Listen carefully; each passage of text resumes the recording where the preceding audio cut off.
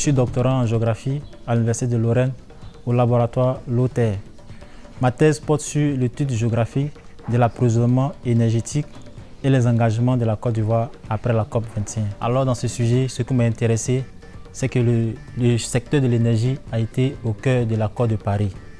Et à l'issue de cet accord, il ressort qu'on doit réduire les émissions de gaz à effet de serre. Ce sujet est sensible dans la mesure où l'Afrique ne pollue pas et l'Afrique subit les conséquences du réchauffement climatique. Et vu ces conséquences, il faut mettre en place des mécanismes pour élaborer certaines mesures pour la prise en compte de l'environnement et des populations.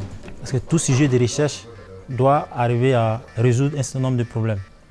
Et donc, nous allons mettre en place des modèles, des outils pour aider les politiques publiques pour la prise en compte des défis que l'Afrique doit relever.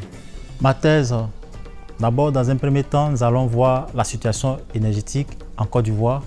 Et après, nous allons voir la situation énergétique dans chaque ville, comment se présente la consommation énergétique des populations dans chaque ville. Parce qu'en Côte d'Ivoire, on utilise la biomasse, l'électricité et on utilise aussi le gaz et le pétrole.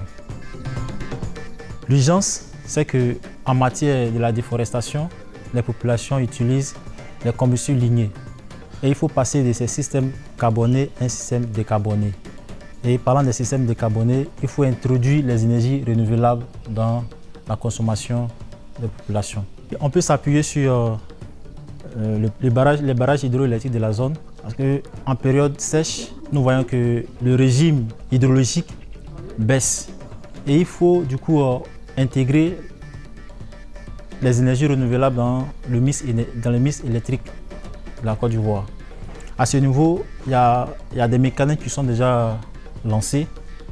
L'État a mis en place des structures en charge de la gestion énergétique. Et là, c'est en bonne voie. Après avoir fait l'état des lieux, nous allons maintenant rencontrer les collectivités locales. Il y a des plans action climat qui sont développés dans chaque ville. Et nous allons les rencontrer pour voir à quel niveau se situe le projet de la consommation énergétique et les problèmes auxquels ils sont confrontés. Il y a des solutions pour la prise en compte des politiques énergétiques en Côte d'Ivoire. Nous pouvons dire que l'Afrique est en bonne voie sur la politique énergétique et aussi la mise en place des accords de Paris. Et il va falloir soutenir ces pays africains pour que ce mécanisme puisse bien fonctionner.